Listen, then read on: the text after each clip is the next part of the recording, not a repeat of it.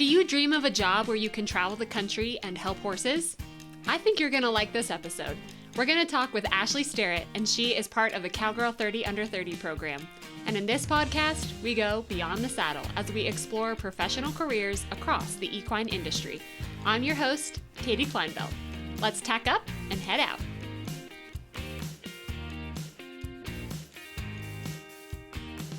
Welcome back to another episode of Beyond the Saddle as we continue to highlight the amazing women of the COWGIRL 30 Under 30 program.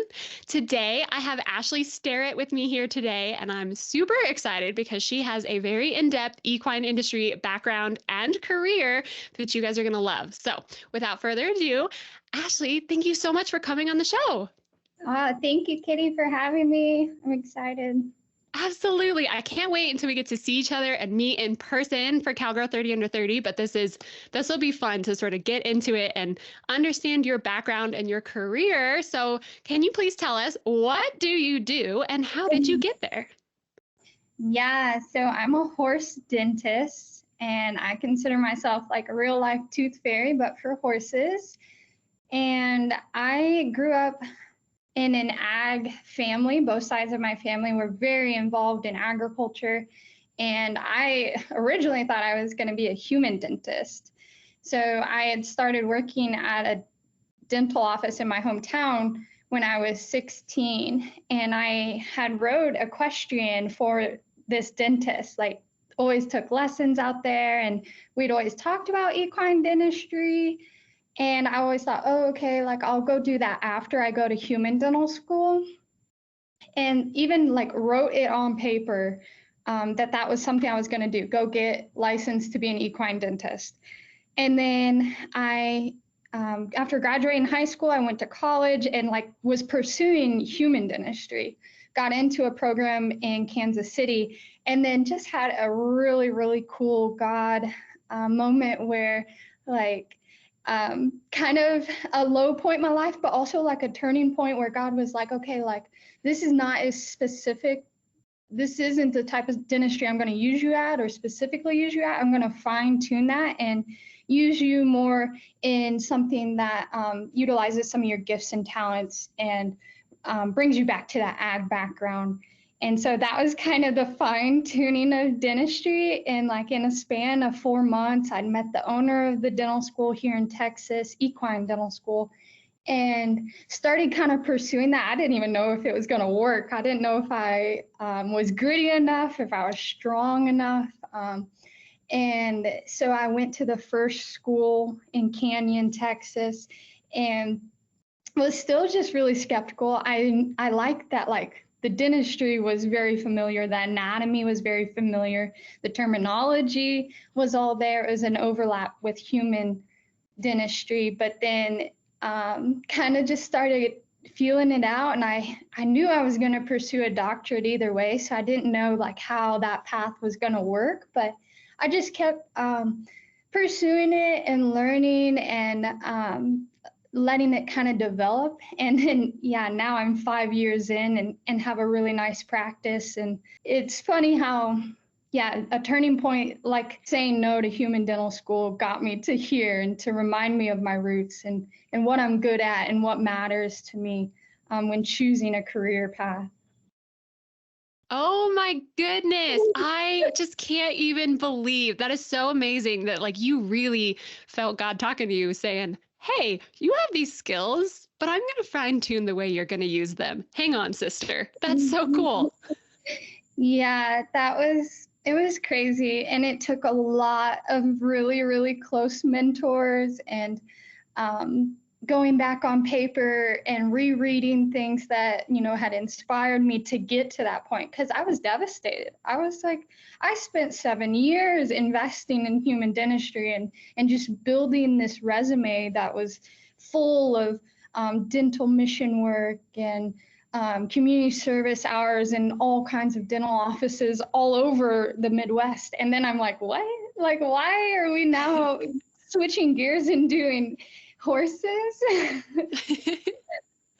You were following that calling though. I mean, Oh, that's so perfect. That's what you were meant to do. And it's amazing to me. I'm actually kind of surprised. I guess I shouldn't be surprised, but a little surprised that there was so much overlap, right? I mean, I guess teeth are teeth, right? Between humans and yeah. horses. Yeah, there really is. And I am such an advocate for oral health affects overall health, whether that's humans or horses. What we put in our mouth really does affect like the outcome of our overall health. Sure. Yeah. No matter what species you are. Yeah. Absolutely. Oh my gosh, that's so great. Well, as someone who is a horse owner myself and a horse lover, right? Like equine health is dental health is very important. And we've got, our veterinarians that are coming out and taking care of that. But I got to say, it's few and far between that I've ever heard of, let alone met a woman that is in that profession. Can you talk to us a little bit about what that's like for you? Yeah, so when I was first getting started, there was maybe 60, I want to say 64 licensed in the state of Texas. Uh, Dentists. That doesn't even, categorize as male or female. Like, so that's crazy considering the horse population here.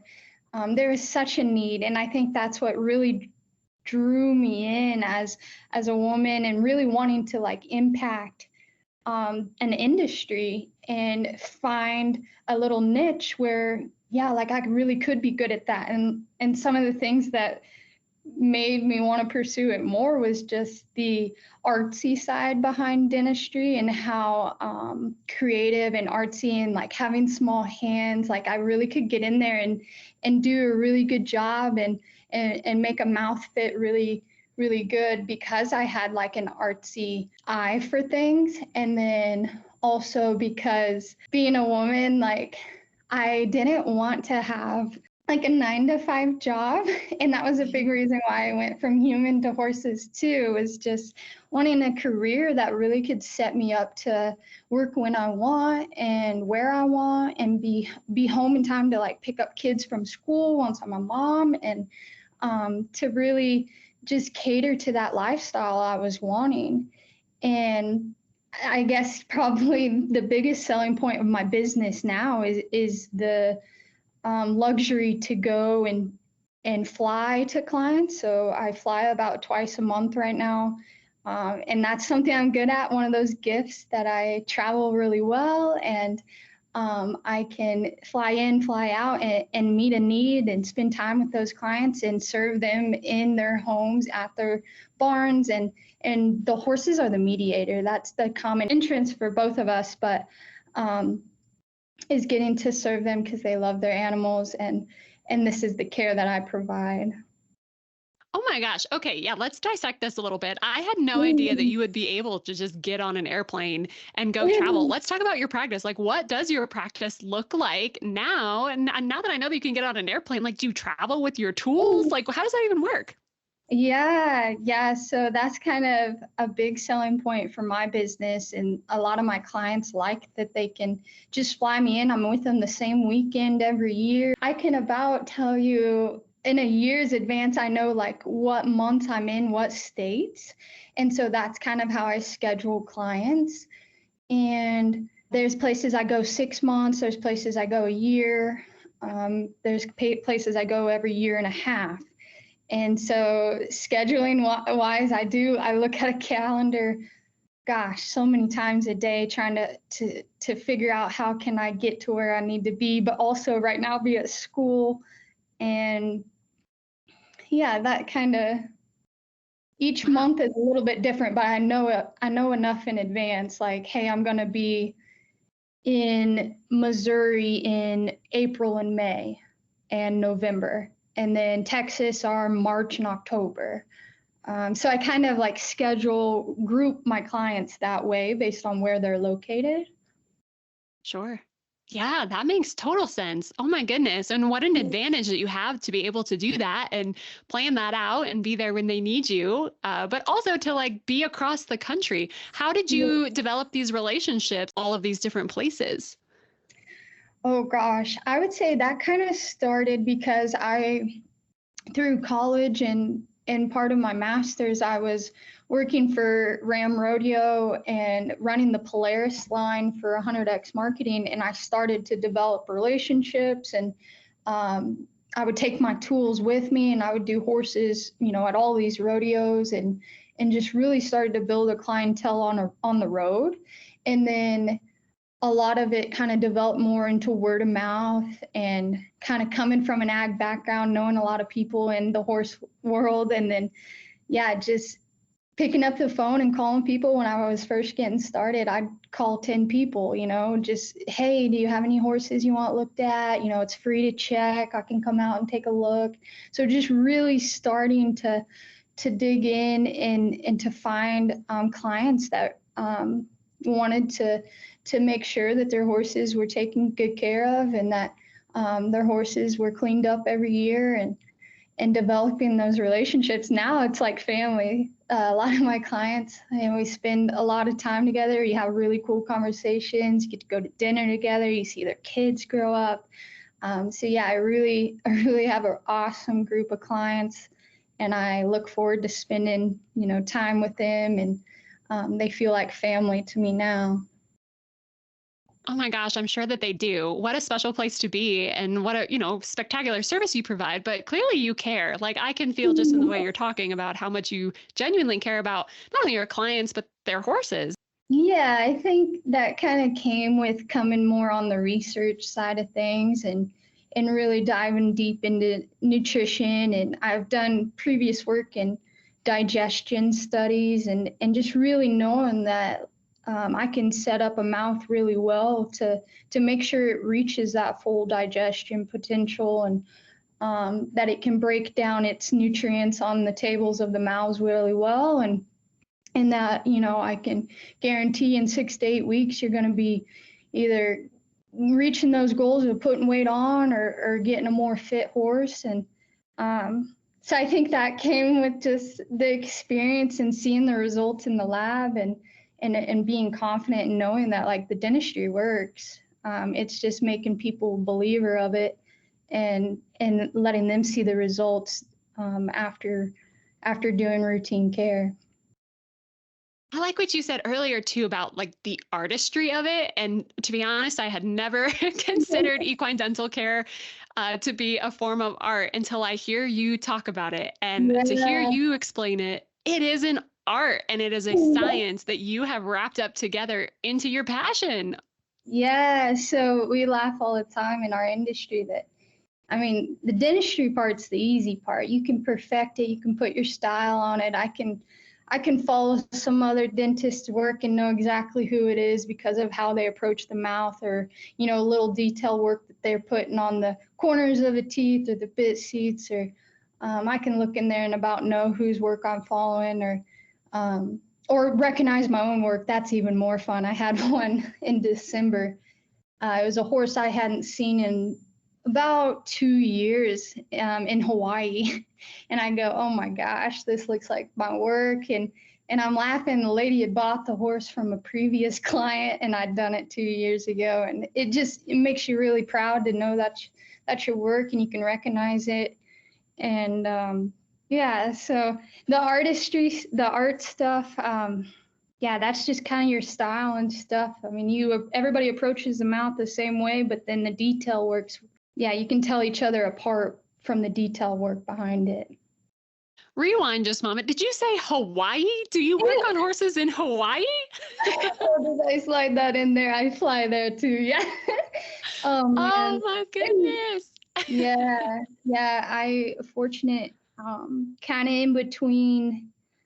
I had just finished my master's, and was applying to Ph.D. programs, and none of which were vet schools at the time. And I just really was sold out on doing my research in a vet school, considering what I want to do in the future, and knowing I wanted to collab with some veterinarians. And my mom had went with me. We'd kind of been networking in Hawaii because we'd been going there for, gosh, I think it's 14 years now, and as a family. And I'd always said I wanted to live there. I absolutely love the islands, kind of a water baby myself, like just love to surf and stuff. And My mom had went with me. We'd booked out, I don't know, 60 some horses for November when we first started going a couple of years ago, and to do teeth, not to like vacay.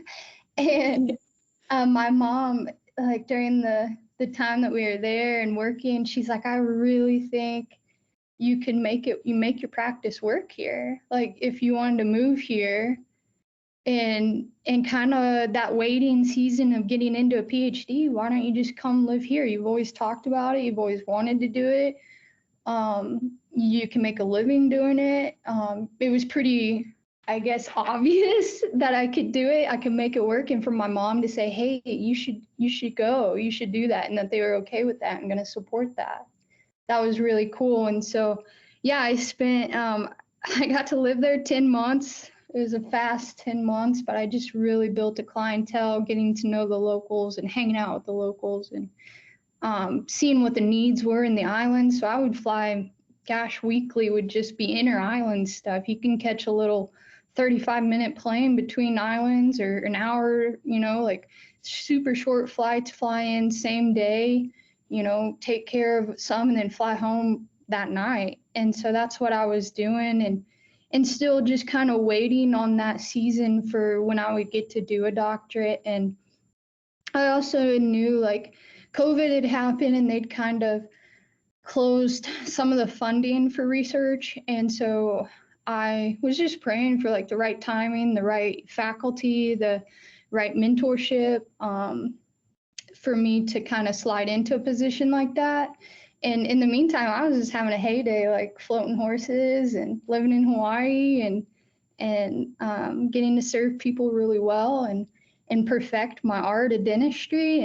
And now I'm 5 years in as a dentist and finally getting to pursue a PhD. That I think that is comforting, knowing that like maybe God let me, really perfect that art. So then now it makes what I'm doing makes more sense, what I'm doing right now with the studies I'm working on. And in that, yeah, like I spent some time in the field, like how important that is to get out there and do practical work. And so now I feel equipped. I feel like I can really work on some really cool studies and get some more stuff out in writing and hopefully educate some more people. So yeah, Hawaii was great. It was a great season. What an experience. Oh my goodness. Okay, I'm going to ask a somewhat technical question because I'm not an equine dentist. So forgive me. But it occurs to me, or would seem from here, that the needs, especially nutritionally, of horses living in Hawaii are quite different than those who live in Texas and Missouri and anywhere else. Like, does that translate through into your work? Yeah, absolutely. I was just visiting with a client yesterday.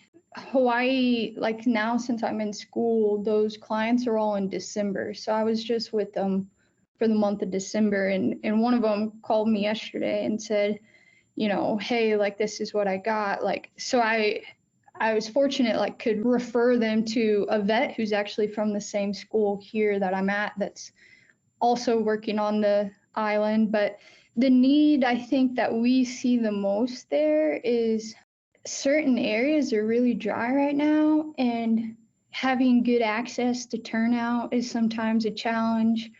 Having access to feed, oh my gosh, I can't express how important that is, and how much of a need that is, because the limitations of getting stuff to them is quite extreme. What they're given for a bale of hay or a square bale, 50-pound square bale of hay would about make you sick compared to what we give in the Midwest. So just the scarcity of feed and good quality hay, that's something that they lack. The terrain there is way different too. I had to fly a generator over there because there wasn't electricity. Like a lot of the places I was going was, off the grid, or they didn't have any water or any power. So we'd be walking horses down the road just to string them underneath somebody's deck or find a source of power. And so, yeah, there are a lot of limitations on the islands and definitely a need for dentistry. There's a lot of horses, but I guess Dang. that's why I go. Right, they need you. It sounds like challenges at every turn. Yeah. You mentioned too that you were published and that you do some writing. So I definitely want to talk about that. It sounds like you're a three-time published equine researcher and an author of a children's book. Tell me more. I guess I don't talk about that very much because that's one of those gifts that you're like, why am I a good writer? Like, why? Or I don't want to think I'm a good writer, but like, why all the time? Like, God is having me write and like put my thoughts into words, and like it just keeps coming around. That's probably why I went the PhD route and not the DVM or DDS route, but just because of the gift of writing. And yeah, actually, it's four. We just published another one in December, the Journal of Equine Veterinary Science. Me and my research team from my master's, we finished and published a fecal particle size study that was a follow-up of my dental study that I did for Sam Houston State. So I'm very proud of that. We're actually going to cite those methods and use that in the study that I'm working on for my doctorate. So I was very proud to push through. I'd always heard rumors that you don't get into a PhD program without being published to a major journal like that. And then I got in and no publication till December. I was like, whoa, like this is crazy, but it's a good feeling. I am working on some more research right now that you have to publish to kind of finish out here with school. That's a requirement. Those are journals, so those are scientific journals. Yeah, it's a whole different world. I guess like a lot of the research has to be peer reviewed, and the children's book was really hard compared to that. I feel like learning to rhyme and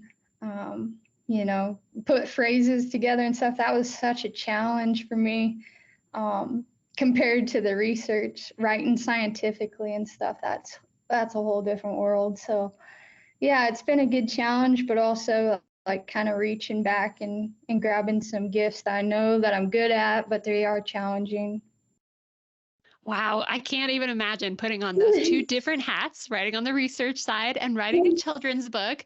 What's your children's book about?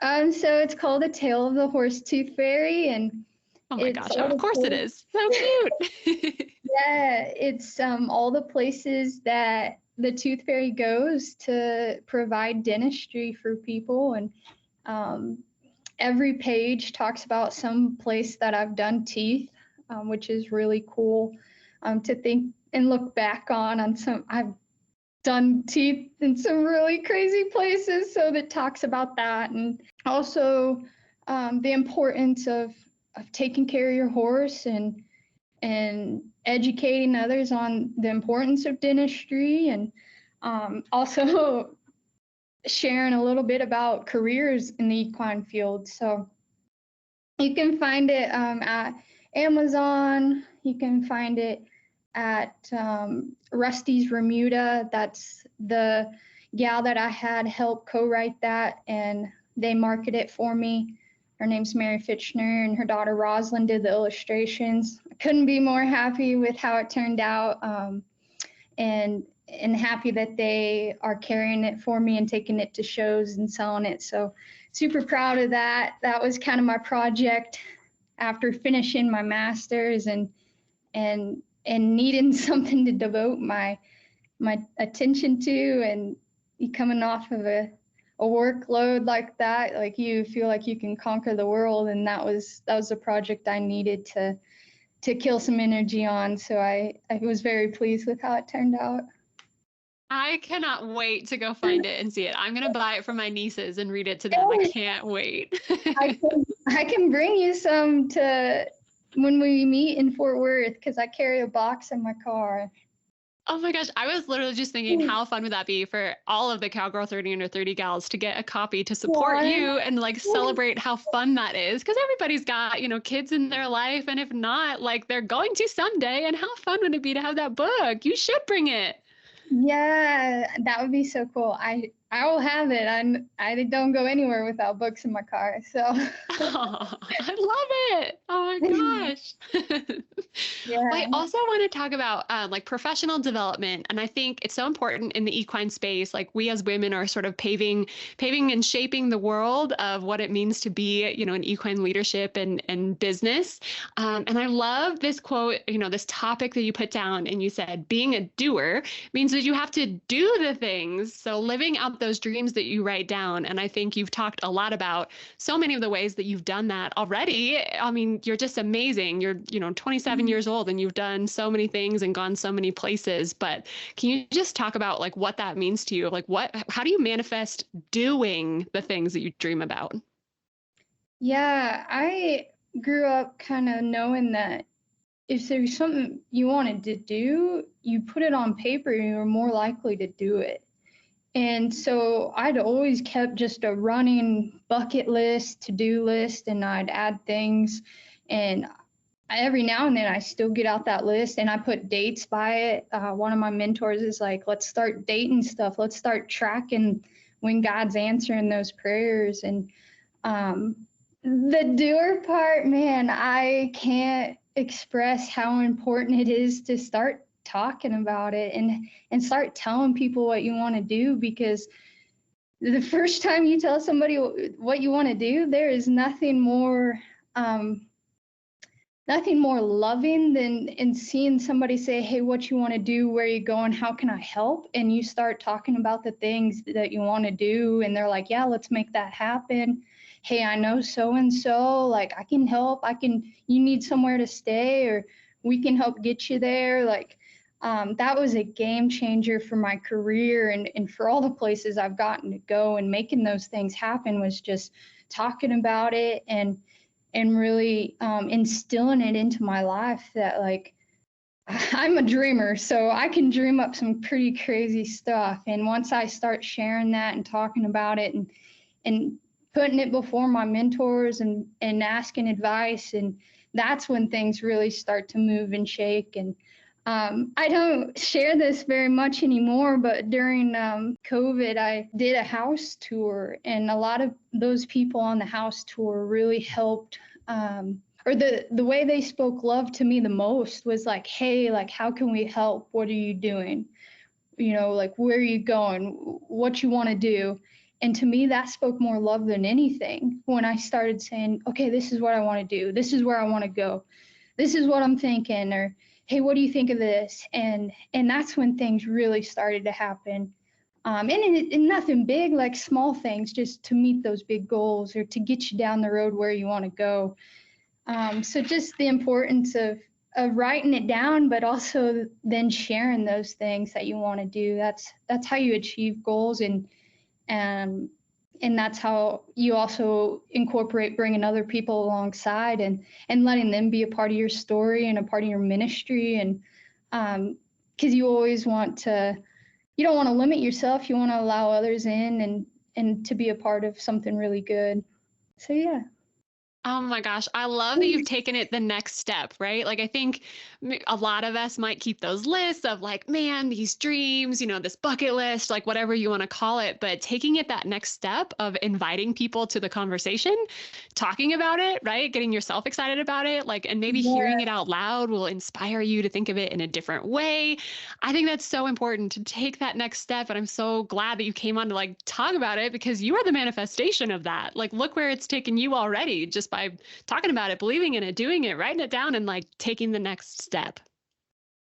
Yeah, it's so enjoyable and so rewarding to see, to look back. And now I think about, I kind of in the opposite role. I was just working with kind of a gal that was 10 years younger than me, and I was starting to think, oh man, like the wheels are turning, like, but the reverse of that, and just, hey, like, how can I help? Where do you want to go? What do you want to do? And so just returning that favor and really helping mentor some girls coming up in dentistry and teaching them, to get creative of how you run your business and how you kind of cultivate good clients and how you kind of get the wheels turning on a really good business, but have a niche to what's going to be your selling point. Are you going to, are you going to do the airplane thing? Or are you going to work in a 90-mile radius around your house? Like what's going to be your niche to serving people and doing it well?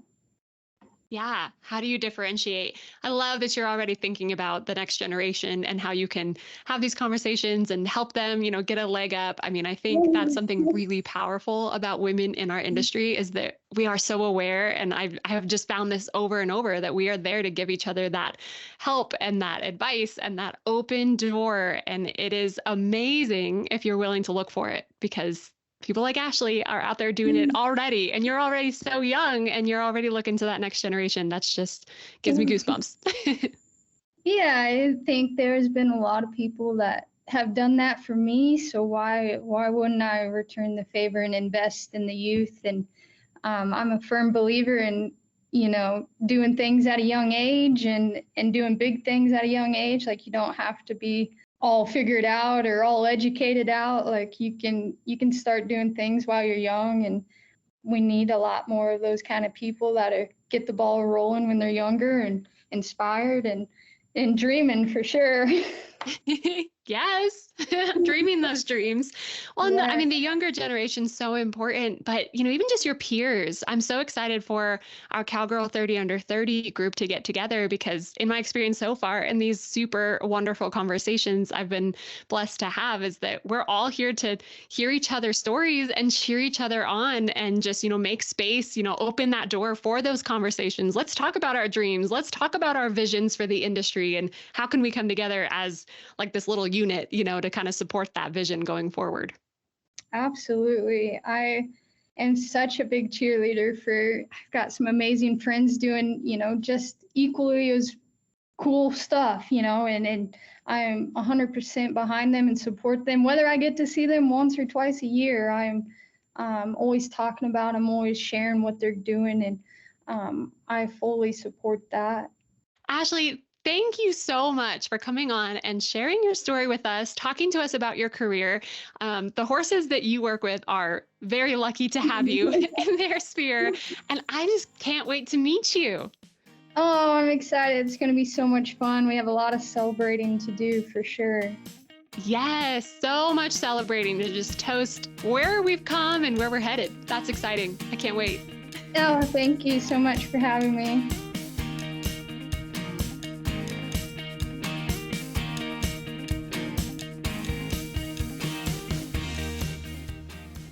Thanks for riding along in this episode of Beyond the Saddle with Ashley Starrett. Tune in for more episodes with COWGIRL Magazine's 30 Under 30.